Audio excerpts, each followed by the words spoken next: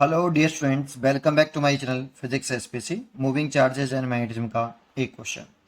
As shown in the figure, a long straight conductor with semi circular arc of radius pi by 10 metre carrying a current 3 ampere. The magnitude of the magnetic field at the centre O of the arc.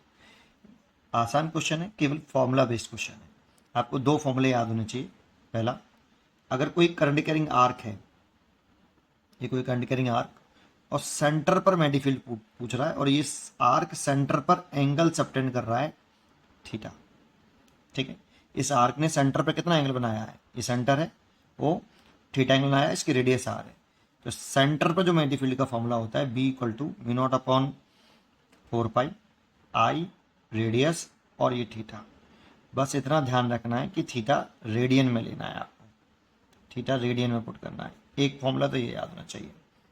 दूसरा, अगर कोई current carrying straight wire है तो इस current carrying straight wire के around magnetic field develop होता है, along the wire कोई मैग्नेटिक फील्ड डेवलप नहीं होता। अलोंग दी वायर किसी भी पॉइंट पर मैग्नेटिक फील्ड निकालोगे तो जीरो। आप चाहो तो इसे बायो सेवर्ट लॉ से कर सकते हो कि इसमें एक स्मॉल सेगमेंट मान लो डीएल वेक्टर, और इस डीएल वेक्टर इस पॉइंट पर मैग्नेटिक फील्ड निकालना है। तो जिस पॉइंट पर मैग्नेटिक फील्ड निकालना होता है वहां पर आर वेक्टर का हेड आता है और टेल हमेशा डीएल वेक्टर पर होता है। तो इसे पोजीशन वेक्टर बोलते हैं एट पॉइंट पी। जैसे पी पॉइंट पर मैग्नेटिक फील्ड निकालने with respect to small element.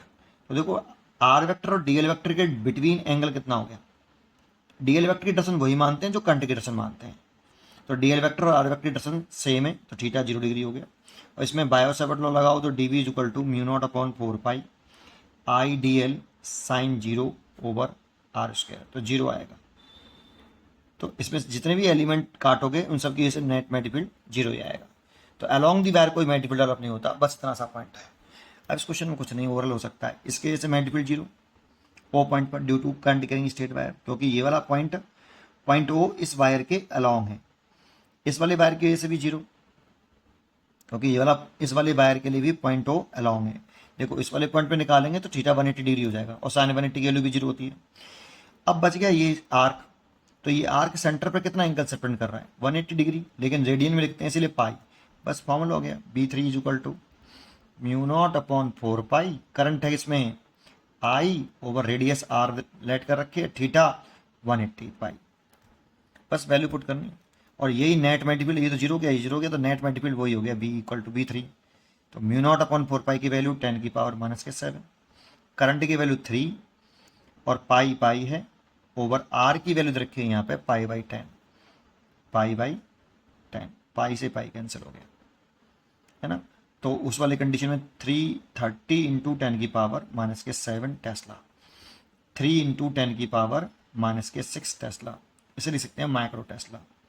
तो 3 माइक्रो टेस्ला, ये बी हो गया, खत्म। 3 micro Tesla, D choice is correct. पढ़ते रहिए और खुश रहिए।